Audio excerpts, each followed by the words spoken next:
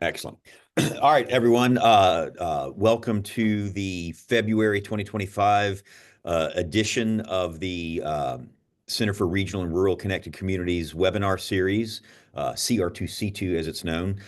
Very happy to have our speaker, and I'll let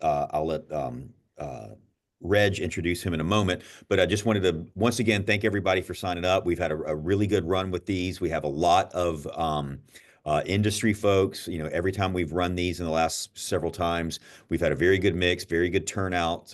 Very proud of what's been put together here. Just wanted to remind everyone that this rotates around the CR2C2 campuses. March 13th, we will be enjoying a presentation that's actually coming from Clemson, but it's not a Clemson person. We're actually, my understanding is Clemson will be bringing someone in from a rural transit agency there in South Carolina. So that will be a very interesting talk, and I think sort of the first step in us moving off in another direction and bringing in other types of presentations. So look forward to hearing with this. I've worked with Shashi in the background. In the past, and know that he's got some good words to share on safety. So I will turn it over to you, Reg. Thank you, Stephen. Good afternoon, everyone, or evening, as the case may be. I'm Reg Soularet. I'm a professor at the University of Kentucky and also one of the PIs on the CR2C2 consortium. And today it is my greatest pleasure to introduce to you our speaker, Professor Shashi Nambishan, who is the director of the UNLV Transportation Research Center, also with the Department of Civil and Environmental Engineering there. And Shashi, I would ask to beg your forgiveness for reading this, but you know that I will tell a lot of stories about you if I don't stay on script. Whoops. I've got a computer glitch now. Stephen, I'm blaming you. Can you still hear me? Yes. Okay, great. So Shashi's research interests include transportation safety and risk analysis, data analytics, and data-enabled decision support systems, among several others. He has led efforts on more than 170 research projects, grants, and gifts, including from the Department of Transportation, Department of Energy, National Science Foundation, and the Centers for Disease Control and Prevention. He was recently appointed to the Nevada Advisory Committee on Traffic Safety. In the past, Shashi has served as professor and administrator at two of our CR2C2 partner universities, Tennessee and Alabama, so we welcome him home in a sense to deliver his remarks. While he was at Alabama, Shashi spearheaded an effort that resulted in lawmakers passing a funding package that's generating over $320 million a year in revenue for transportation investments. Quite an accomplishment. Shashi's services have been recognized by the former governor of Nevada, Jim Gibbons, who proclaimed January 31st, 2007 as Professor Shashi Nambishan Day. He also was awarded the Harry Reid Silver State Research Award. And I believe Shashi would say, though, that his greatest accomplishment is the students that he has advised and mentored that now serve in professional leadership roles across the U.S. and internationally. But personally, I think his greatest accomplishment was helping me pass Professor Newell's Graphs and Metrics class back at Cal. So with that, I want to turn it over to Shashi, who will introduce his topic, and I'm really excited you get to share this with us. Shashi, take it away. Oh, thank you all very much, in particular, Reg, for the opportunity. I'm excited to share with all of you a glimpse of one of the activities that I've been engaged in. And I titled it A Commentary on Traffic Safety from Citations to Adjudication. And the genesis of this, I'll get to that in just a minute, is bottom line is that when we think about safety, the most common metric that people point to is the number of deaths that occur from traffic crashes. And occasionally we talk about injuries, serious injuries. But the premise here is that there are many precursors or flags or indicators that might point to potential safety hazards or risks, which we might be missing in developing interventions to minimize adverse safety outcomes. So with that said, I want to also acknowledge Professor Christopher Stream. He is a professor of public policy and the director of our School of Public Policy and Leadership at UNLV. And Ms. Kirsten Farmer, she is a doctoral student from our public policy program. She joined this effort in fall of last year.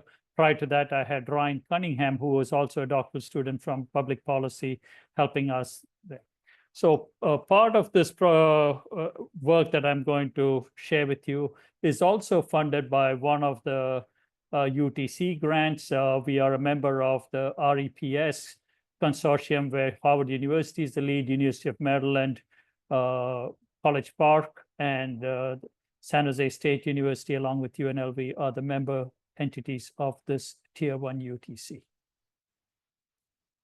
So, come on, move.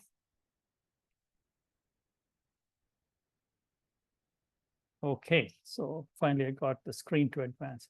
So this slide is to share with you what the focus and purpose was. And looking at what I just talked about is not just relying on crashes and fatalities from crashes as indicators of what is the safety profile of a geographic area.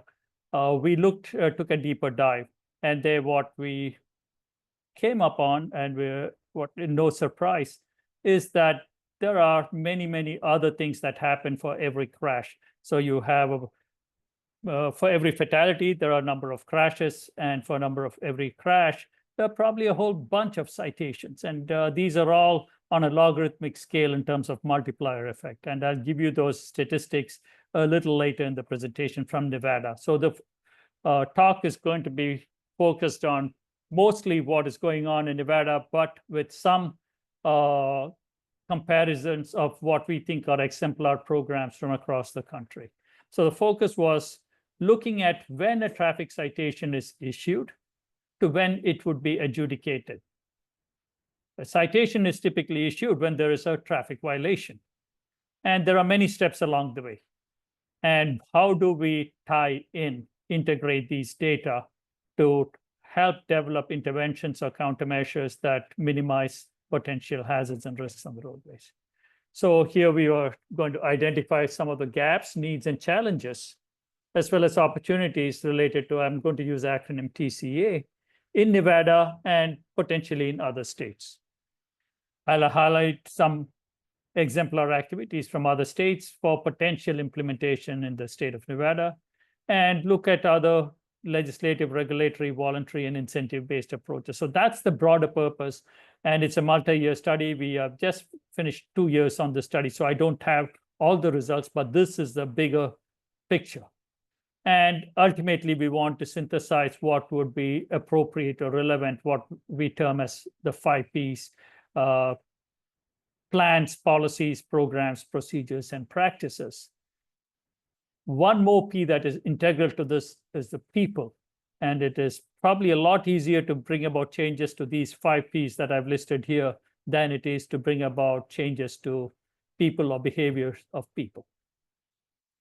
And so the purpose, obviously, is to enhance public safety, document what are the gaps, and inform LEOs, law enforcement officers, LEAs, law enforcement agencies, the judiciary, and other decision makers. So one of the things that led to our Office of Governor's Highway Safety Office to grant us the funds to kickstart this project just about 2 years ago was in the year prior to that, there was a horrific crash that took place in North Las Vegas, which is an incorporated municipality within the Las Vegas metropolitan area. That led to 9 people being killed. Of these 9, 7 were from one family in a minivan. The 8th was somebody who got a ride from the driver who caused these other 8 deaths, and the driver himself was killed.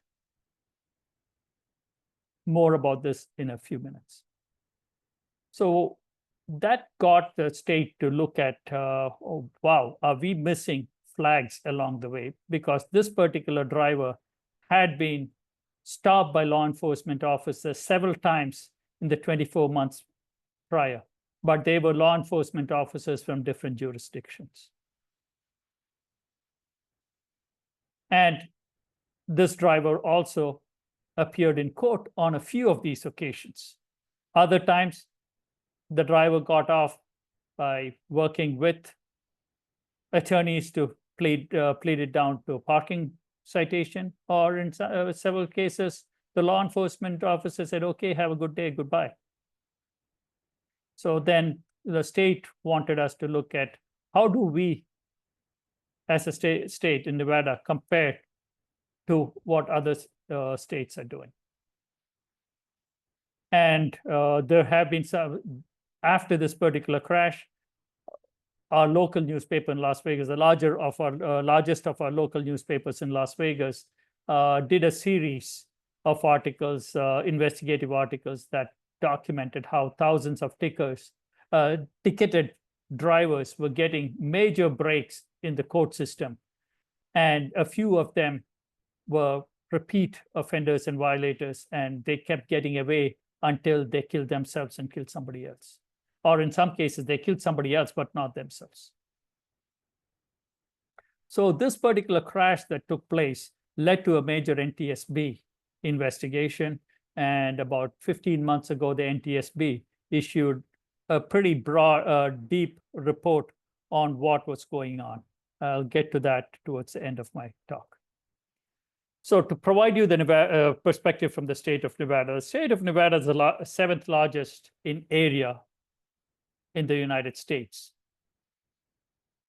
But it has a population of only just over 3 million, which is comparable to the population of the state of Iowa, for example. Nevada, though it is such a large state, has only 17 counties and 18 incorporated municipalities, which is very low. Iowa, for that matter, has 99 counties and over 900 incorporated towns and cities. So on the one hand, this is good for Nevada that if you have only 17 counties, there likely will be 17 sheriffs, 18 municipalities, maybe 18 municipal police agencies, and we have several others. In total, we have 47, 48 law enforcement agencies who have jurisdictional authority on traffic, on the roadway systems, who can write citations, issue citations for traffic violations. So that, let's say 50 for a ballpark number. But the challenge is that their data are not shared across jurisdictions. In some cases, within an agency, a large agency. So of the 3 million population in the state of Nevada, about 2.1 million are right in the Las Vegas metropolitan area and 2.3 million in Clark County. Are you able to see the cursor that I'm moving around on my screen? Can somebody speak? I don't see it, Shashi. Oh, no, I see it now. I do. I see it now. Yeah, Sorry. Bottom right. Thank you. So that's Clark County, Las Vegas is here. So that's about 2.3 out of the 3.1 million.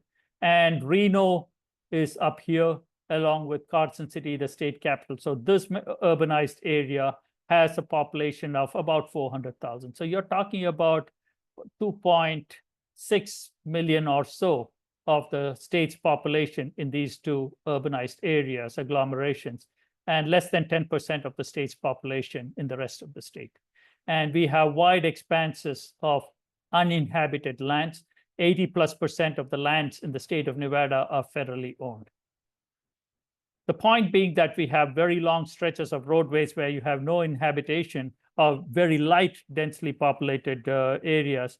But these are important roadways that connect various towns across the state and, more importantly, facilitate or support interstate travel and commerce. So some areas we have, like in Elko County, a population of 50,000, which is in the northeast part where I have my cursor moving, 50,000 population. It's very large. But the law enforcement personnel there are very small. They have very large extents of centerline miles of road, for example, to patrol, and may not be able to get everywhere. So that's one of the resource allocation issues. But a bigger concern that, related to this study is that data are not being shared effectively across jurisdictions. So to look at the crash types on the CAPCO scale, I have a series of bars. Small, it looks like a small bar on the bottom left here, followed by a tall bar, small bar, tall bar, short bar, tall bar, so on. Basically, these are for the shorter bar are rural areas, taller bars represent urban areas, and we have sets from 2015 through 2022, which was a year for which we were able to get the most complete data when I prepared this presentation over the last month. And within each bar, what is stacked is at the bottom are fatal crashes in deep red, which fortunately are very small. A-type crashes in the yellowish, in the gray. Right below that, kind of maroon, red maroon. Gray is B-type.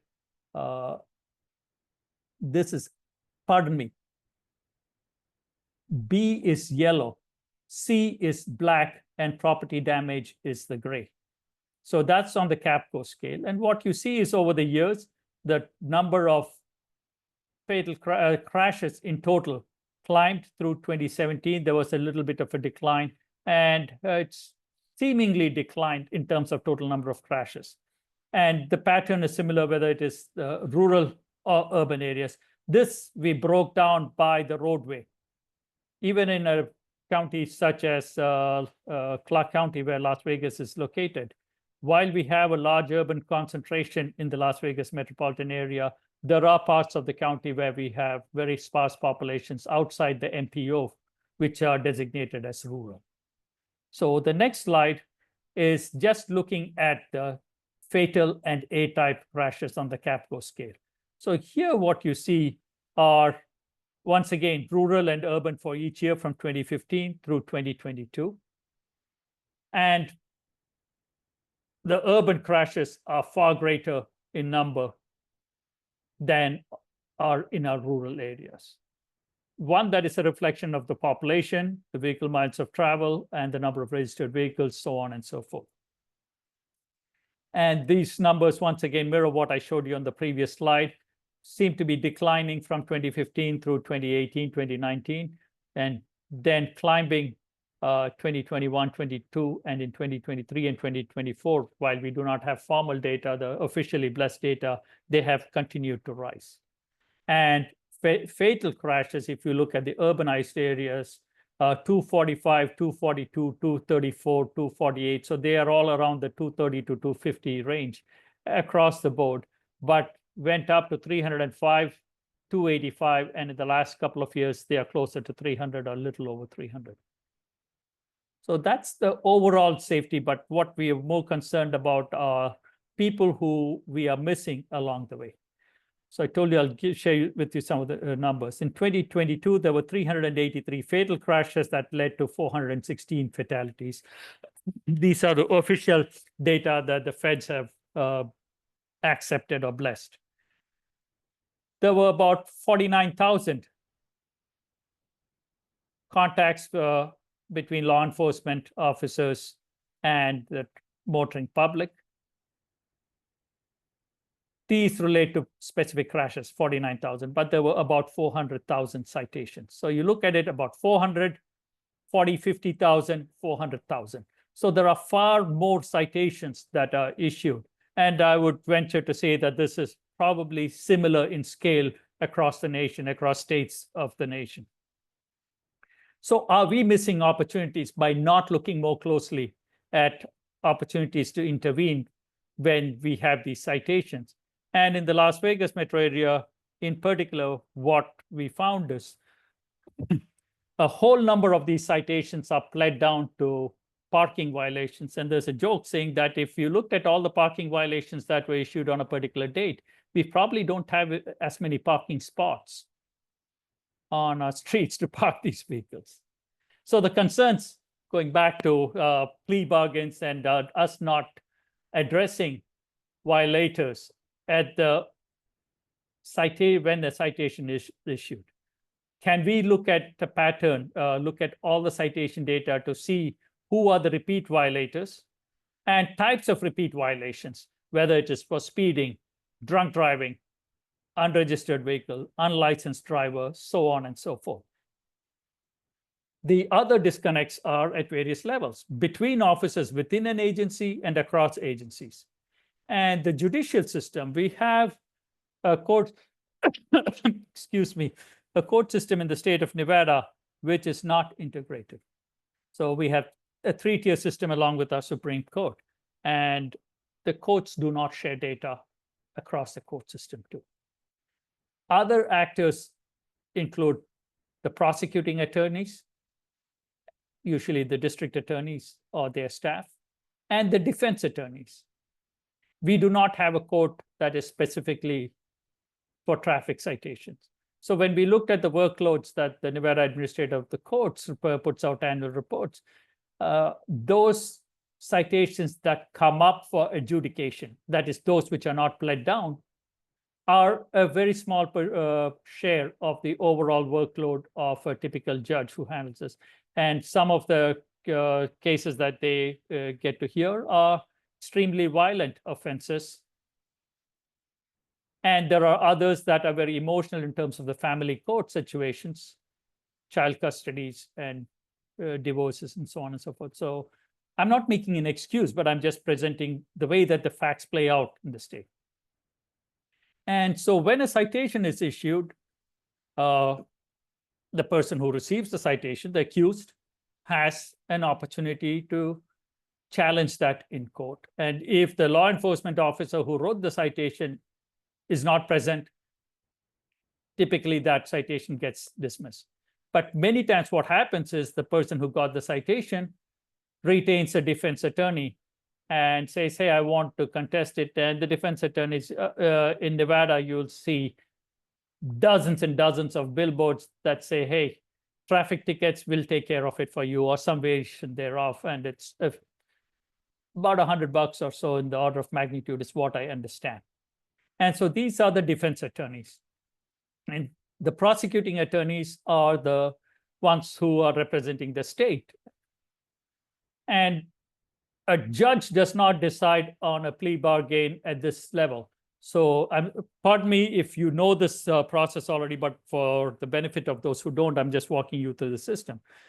So many times the defense attorney goes with a stack. You're talking about hundreds of citations at one time, or if not more, and meets with the prosecuting attorney, and oftentimes right before the hearing is scheduled, or sometimes in advance, and says, hey, my clients on all of these are willing to plead guilty to a parking violation. Are you willing to drop the charges to a parking violation? And except for a few major DUI that results in a major injury or fatality, a lot of these get pled down to that. And so that it doesn't even come up before the judge, even if it involved somebody who is coming up as a repeat offender. That's because the courts don't share the case logs across each other. And then there are a few that will come up for hearing before the judge. And there too, there are some plea bargains that might come up. Or if the law enforcement officer who wrote the citation is not in court, many times those get dismissed too. So these are this is the situation that we have, the concerns that we face. Is there public apathy? Most people think, yeah, well, it's only a speeding violation. I was only going 12 miles an hour over. And so that's not a big deal. And they accept it until it hits home close to somebody related to them or close to their family. Other parties that we need to look at include the driver's licensing system, the Department of Motor Vehicles, motor vehicle registration, once again, the Department of Motor Vehicles, the insurance records. Oh, by the way, what I forgot to say here is even on the citations, what we've seen in the Nevada citations is the officer reports, this was the observed speed. This is the speed I'm writing you up, which is often lower or much lower. I don't want to say significantly because I don't have a statistically significant result to show. Much lower than what was observed. And that is often just under 10 miles an hour or so. That keeps the penalty, the financial penalty, lower. So why can't we get the law enforcement officers to write the citation for the speed that was actually observed? And in some of these rural communities, as I talked about earlier, where they have to patrol far greater extents of central line miles of road, if they have to come to court, they're not on the roads. And their point is that, hey, if I write it for a lower thing, maybe it'll just get bled down. I don't have to show up in court. So it's just not public apathy. Is it also some, let's say, amongst the law enforcement officers itself, that, okay, is this much more work than I need to bargain for? Not necessarily in a bad sense, that if I'm not on the roads, if I have to go to court, I can't be on the roads. I'm better off being on the roads, being present, and hopefully people will behave better when they see a police officer on the road.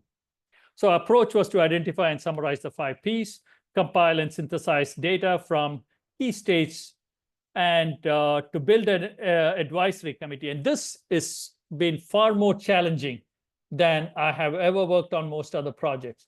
And what we were trying to get is a representative group of folks to serve on an advisory committee who would represent the judiciary, the attorneys, both the defense and the prosecuting attorneys, the law enforcement agencies in particular, and others from the Department of Motor Vehicles and so on.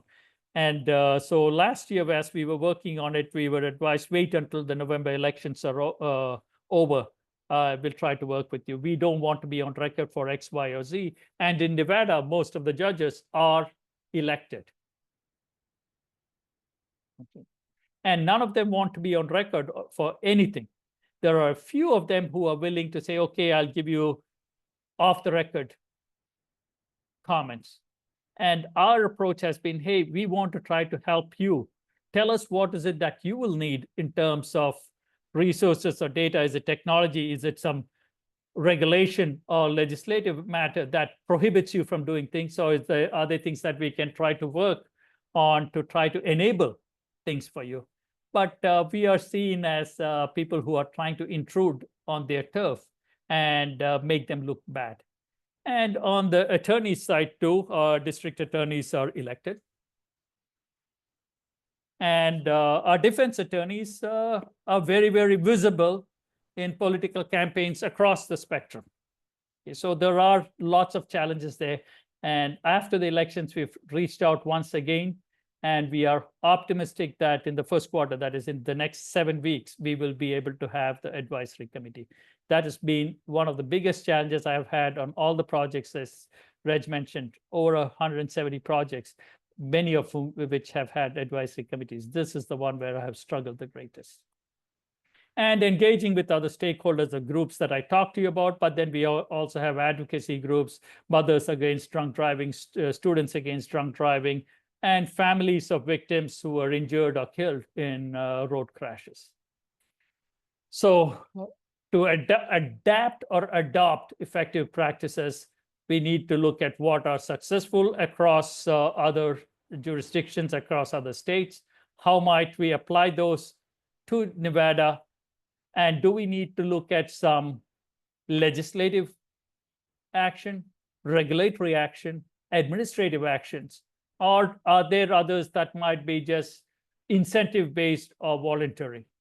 An example of an incentive-based program, not just here in the citations domain, is until about 20 years ago, many states across the US did not have seatbelt laws. There were many that had, okay, primary and secondary seatbelt laws. But then there was a concern, or I shouldn't say concern, federal pass-through funding to states. States stood to lose some of those funds that typically come to the governor's highway safety officers if they did not have at least a secondary seatbelt law. So that motivated many states to, legislators in many states to adopt a secondary seatbelt law, and Nevada is one of them. So here was a stick approach.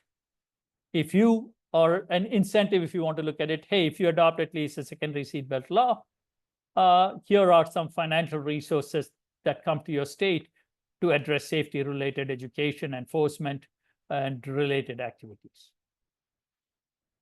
The other parts were, okay, how do we look at how other jurisdictions have analyzed and implemented data systems, data management, data integration, and facilitate collaboration or cooperation across jurisdictions. And what are tools to analyze the data, to visualize the data, to get the end users, to get the stakeholders feel that they're deriving benefits from this. And looking at public-private partnerships and innovative strategies, particularly nowadays, over the last 5 years, there have been tremendous advancements in the data science, computational areas, the speed with which we can do computations, the cost of computations, or computational hardware, software, so on and so forth, and availability of data from many, many non-traditional sources. That's a totally different topic, but these are some of the opportunities. So looking at some of the exemplar states, I was fortunate to work with Alabama, as Stephen said, we worked together. They have, over more than a decade from what I know, had a very nice system where they have, so here I have states on the first column and several key aspects related to the topic at hand. Do they have centralized data management systems? Is there cooperation across courts? Is there cooperation across law enforcement agencies? Cooperation across administrative agencies, such as the Department of Motor Vehicles, insurance agencies that report to some other administrative unit in the state government. Sharing of information with the public and media that is not necessarily absolutely not the personally identifiable information, but others on an aggregated basis. Public-private partnerships, and looking at leadership in technological innovation. So if I look at Alabama, so they have all of these except, I was in our literature review, correct me if I don't have everything right. This was, except for the sharing information through public portals, they checked all the boxes there. And the Center for Advanced Public Safety there has been a leader in this field for at least 10 years that I know of, if not long. So you can see those matrix, the check boxes. So all of these states have at least the first 4 columns. They have some form of activity or leadership in these. And on the last 3, the sharing of information, it's only Colorado and Florida where we found documented evidence, either in state statutes or regulatory or some other way that they said, hey, here's how we share information, or how we need to share information. Nevada is blank across the board. So that's one of the challenges. And so I'll come back to the NTSB investigative report, and it was a pretty damning report that called out the state and the agencies within the state for how poorly coordinated are efforts to share data across, whether it is citation data, enforcement, other forms of adjudication data, across the court systems, across law enforcement agencies, the motor vehicles department, driver's licensing, and so on.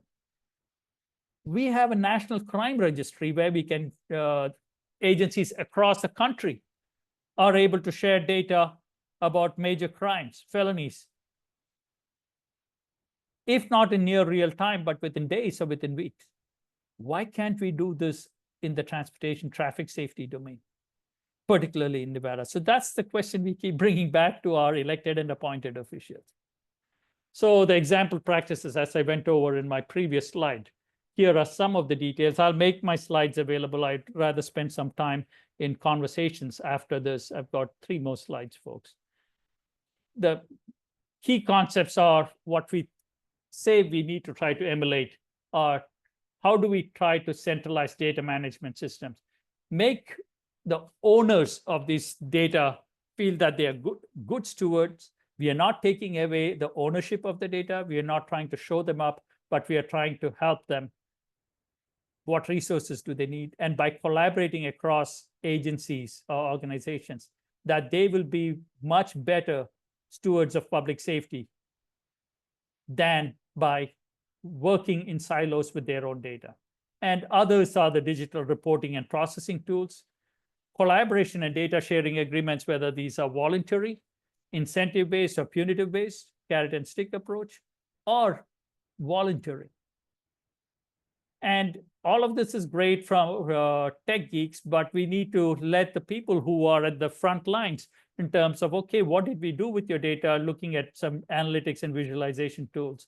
I believe very strongly in communicating through whatever media or medium that the recipient is most receptive to. Some people like tables, some people like charts, some people like pie graphs, others like narrative reports, so on and so forth. But overall, we feel that visualization, presenting information in visual formats, drives home the point much better.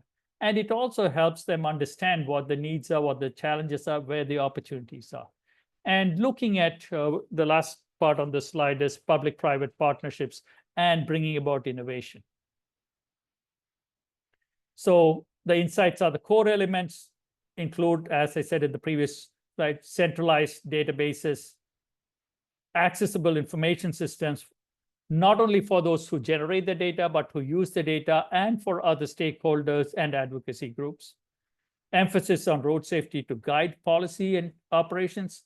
What I mean here is policy maybe, where do you want to deploy law enforcement officers? Operations include roadway design and road posted speed limits. What do you want to do? Other policies may be, okay, where do we want to have targeted law enforcement activities? Where do we want to have targeted education and outreach activities? So the whole assortment of interventions or countermeasures that we could do in a much more efficient and effective manner. And if we are sharing data across agencies and making some of it accessible to the public or other stakeholders, data security protocols are absolutely critical and vital. And we've come a long way, folks, over the last couple of decades and the last 5 years in terms of enhanced protocol security systems. But despite this, we still find on a weekly basis reports of such and such a public agency or a private company's database was hacked or data records were hacked. So there are, while we have made significant progress, there is still work to be done. And looking at visualization, as I said on my previous slide, and looking at developing partnerships between government, academia, private sector, and not-for-profit organization to foster innovation. So we need to have these as core elements, absent one of which we likely will not be able to complete the cycle that we need to do.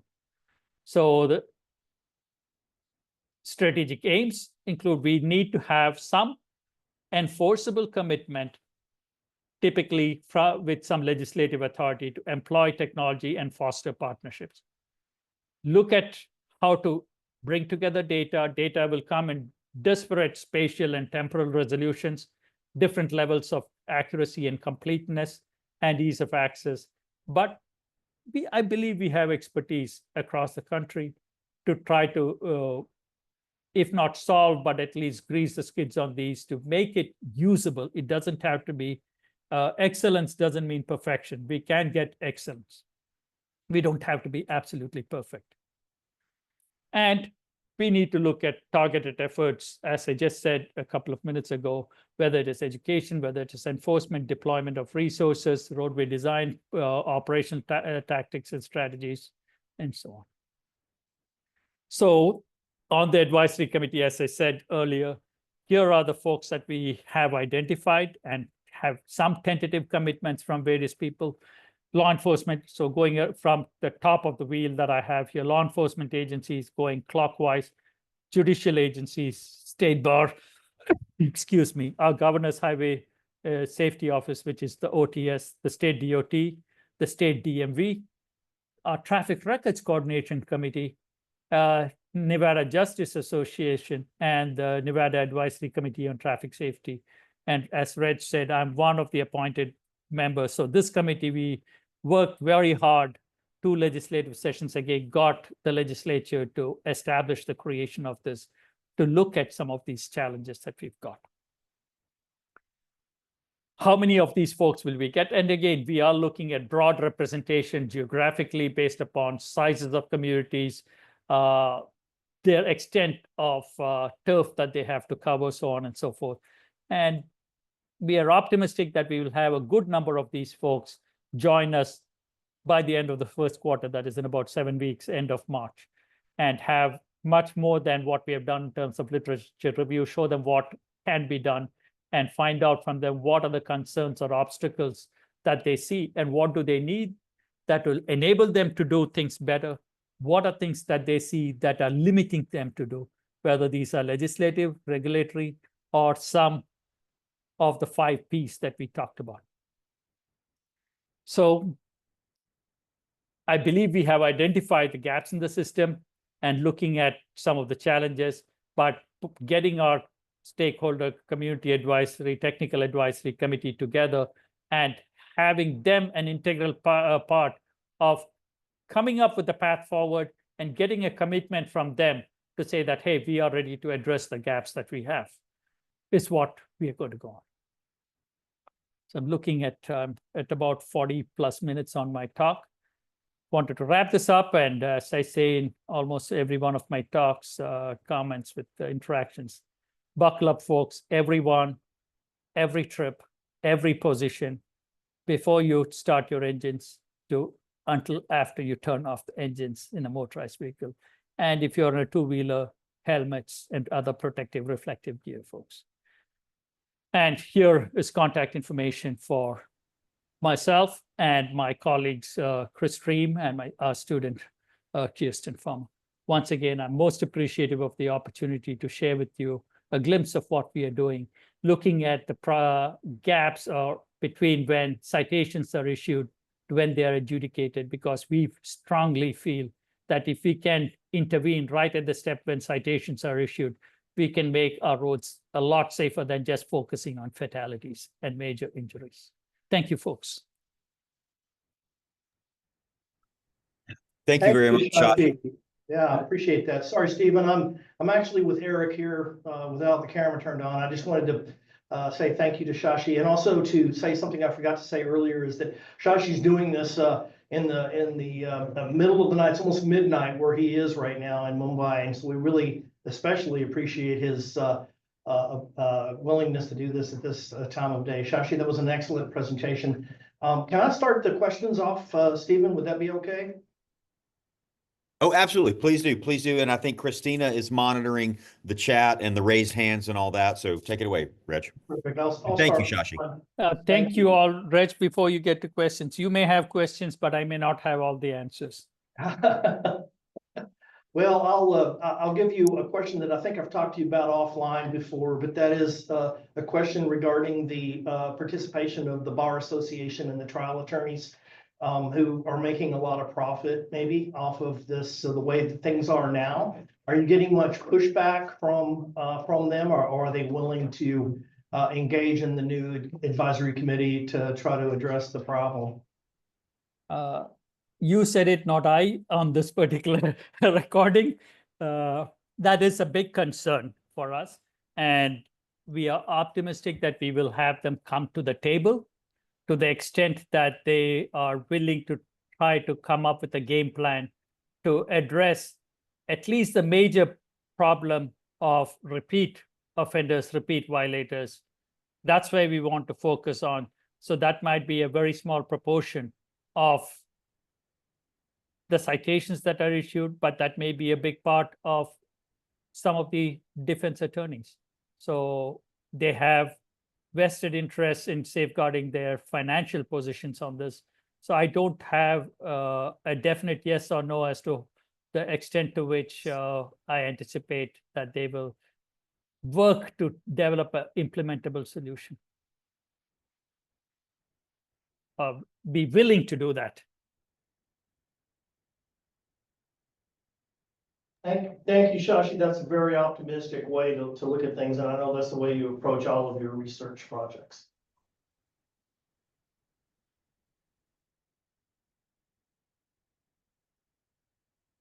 Folks, I can't see who has a raised hand or so I'll rely on one of you, the administrators, to direct or call on people who have their hands raised or want to pose a question or comment.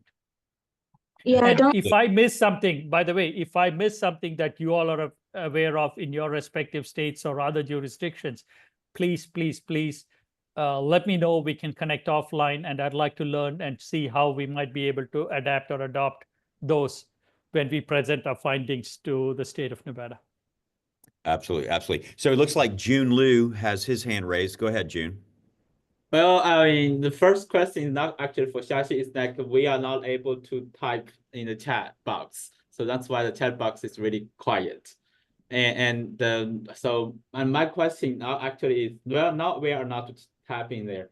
So now actually my question is, I think this project is really interesting. But just I feel like I mean, this is like a project that is for I mean, I think it's like that need to be led by some senior researchers or leaders in the I mean, at university or even some other centers. And because I just want to ask the question is, what would be the role for the student to play in this type of projects? Yeah, and so this requires, so as I mentioned at the beginning of the talk, my collaborators are Professor Chris Stream. He just got reassigned to lead a different school, but he also has been the director of our School of Public Policy. So you're right, June. He's a very seasoned leader in academia and has a lot of professional experience interacting with elected and appointed officials. And Kirsten Farmer is a PhD student. She has about 15 plus years of experience working in municipal governments in data integration, and issues related to that. And prior to Kirsten, it was Ryan Cunningham. So the students have been helping us quite a bit with looking at the literature review, guided literature review. I was aware of a number of these initiatives across the country and pointing them, trying to make contacts with these organizations. And a part of our responsibilities as educators is to help, even if they do not have that level of experience. How do you engage with these decision makers? How do you there are going to be lots of naysayers. There are going to be lots of cheerleaders.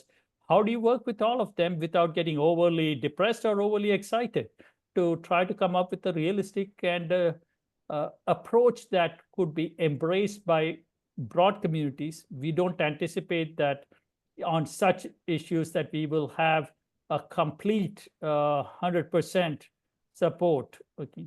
But can we get enough of momentum to get people on board that they will lead the efforts? We are just getting the ball rolling. So it's for the students to learn, observe some of these things. And they will be part of the deliberations as we work with these external stakeholders. And Kirsten has been making our presentations. I made Ryan put together the presentations. Every quarter, we summarize this to our TRCC. So that's the thing that I take great pride in, is helping our students communicate what they've done in 3 to 5 minutes or 8 minutes is all that we get. And what should people in the audience know what they did and what they should do about it?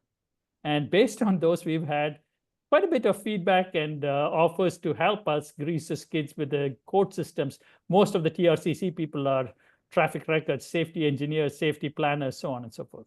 Long answer to your question, June.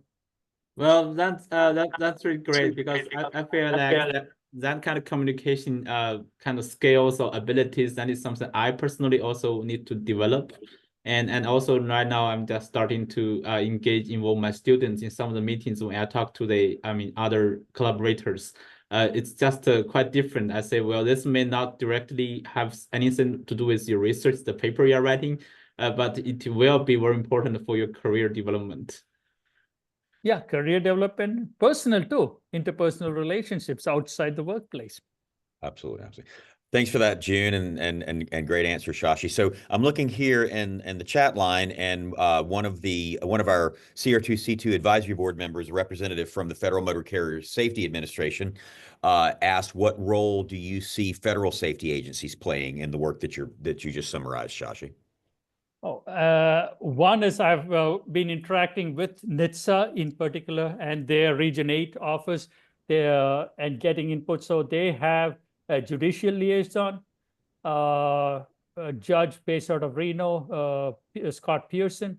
They pointed and connected me with Judge Pearson. So that was a big part of it. The other parts, oftentimes in my interactions, not only on this, others are, we would love to have as much engagement and involvement from the federal agencies, but oftentimes they are saying we can provide you information, we cannot provide you guidance or direction when they are a third party. Correct me if I'm wrong. I welcome anything that we can get in terms of counsel, advice, data, information, so on, from federal agencies. Absolutely. Well, and I'm looking here in the chat from Cynthia Birch. I won't read it to everybody, but I'll point everyone to there's a comment there specifically about NHTSA and traffic record sections and that sort of thing. So obviously there's interest sensitivity and all towards that. Any more questions from the general audience? I think there's one from Dr. Pandy asking how are law enforcement patrol routes determined in relative to the areas with the highest incidence of speed-related fatalities, and if you have seen changes in ways agencies are adjusting where to collect data. Dr. Pandey, I don't have a direct answer to your question, but what I'm told, particularly by our larger law enforcement agencies in which is the metro, we call them the Metropolitan Police Department, combination of the city of Las Vegas and unincorporated Clark County, is that they review the data internally to look at how and where to allocate their patrol officers.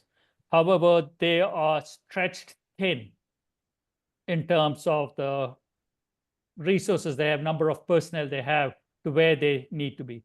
And for example, they looked at data where we have every year hundreds of motorists observed from our data sensors going over 120, 130 miles an hour. And do they happen in the same stretches of the roadway? Not necessarily. So how do you look at that? So they are looking at temporal and spatial in terms of higher frequencies. The second, their bigger thing is they want, one, be present to be a deterrent to violations. Two, if there is an incident, to clear the traffic flow as quickly as possible, working with other tow truck operators and others, and keep that crash scene as safe as possible from and minimize the potential for secondary crashes. But I don't have a specific answer to your question about, do I know what algorithms or methods they use to allocate or deploy their personnel at various places. Interesting. So here's an interesting one that popped up in the chat from Eric Green. Wow, I know some people around here that would like to know the answer. Could we make it easier for officers to testify remotely? And I don't know that that's something you specifically have an answer to, Shashi, but it's a good question. A good question. I don't have an answer for that, whether or not Nevada law requires the officer to be present in person. Yeah. Let's see. Assad says, what's the threshold that should be used to remove drivers? Frequency and severity. Yeah, so I would use a softer term rather than remove drivers to try to look at how do you, the penalty points that they earn on their driver's licenses. And state law in Nevada and other states say, okay, for these types of violations, this is the number of points that go on your thing. The point is to see what we can do, I should say the approach, not the point, what we can do to minimize the number of violations that are pled down. And as I said during the talk, why are officers recording that the observed speed was 85 miles an hour, but they just write it at 69 miles an hour, where the posted speed limit is 60 miles an hour? Can we get them to stop doing that and show the actual speed? So that will actually go up on the points. And then there are the severity. Okay, is it a DUI? Is it speeding in a school zone, speeding in a work zone? So it's not a very simple thing, but I think we can come up with general guidelines or broad, I don't want to say metrics, categories that should be looked at as, I would say, severe, moderate, and mild offenses. And how do you tabulate those? There are ways that the insurance companies, if we can get them to come on board along with the law enforcement, that would be a way to look at how do they look at minimizing their risk and how do they do their premiums. I'd love to learn that. Absolutely. Yeah, Shashi, also there, just to kind of further clarify, I was just wondering if one can use the original citation data rather than the education and all the court system going through that. Obviously, it reduces the severity of violations, but is it possible to use that and come up with an independent measure like the state measures? These points are, people use them, but, those points are not probably not effective in terms of reducing our crashes and fatalities, it seems. So any thoughts on how one would go about that, and also how long should the person be taken out from maybe driving? Suspended licenses or restricted licenses, yeah. Yeah, We can do that, yeah. So that is a great suggestion, Asad. We haven't looked at that. One big challenge is we have limited access to citation data, and to truly be able to do what we think should be done, you need to be able to get some way of identifying, not necessarily it is John or Jane Doe, but use a masking number to say without getting the PII out. Right now, we cannot attach from the data that we have. What we are trying to come up with is an architecture to help these agencies who have access to these data.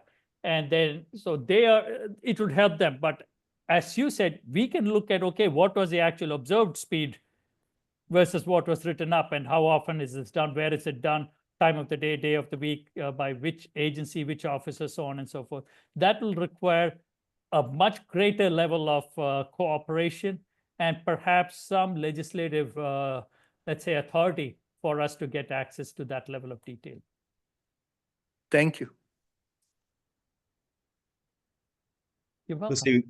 We got about 2 minutes left. Reg, I'll turn it over to you to see if you have a final comment or question before we give a final round of applause and thanks to Shashi.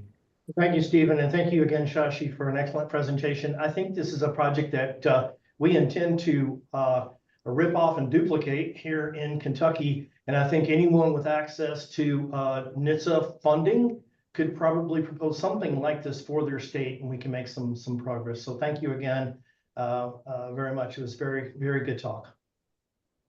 Thank you very much. I just see a comment in the chat box from Alex. I believe you're right that in Alabama, that the law enforcement officer needs to give the motorist a printed copy of the ticket. Old school. Absolutely. Yeah. Well, listen, Shashi, great to see you. Hope you can shift gears and get back into the time zone you're in. Very much appreciate it. Thanks on behalf of the center. Thanks on behalf of Ali and everyone here. It's a great presentation. And like Reg said, you're probably going to get some people nipping at your heels to learn a little bit more about this, because this is the stuff that makes it happen. I mean, this is the stuff that makes all the research and all the papers and all the econometric modeling and everything we do. This is what, operationalizes it. So appreciate the talk. Appreciate everyone being here. And again, we have another one of these coming up September. Wow. March 13th. And we'll be hearing from our Clemson partners. Will be running that one. And we'll be hearing some perspectives from the field, from the real world, from a rural transit agency there. So once again, thanks everyone. And we will see you next month. I just want to make one closing remark before you let everyone go. I want to say one thing. Yes, this part of we got started with funding from the Nevada Office of Traffic Safety. So I definitely want to acknowledge their support, their encouragement. That was federal NHTSA pass-through funding. So it is possible in your respective states. So please talk to your Governor's Highway Safety Office staff to look at their interest. And if we can do this collaboratively across states, that would be, I would love to do that too. And also, once again, UTC grant program, which is also partially funding some of these efforts. And thank you all once again. Excellent. Excellent. Thank you.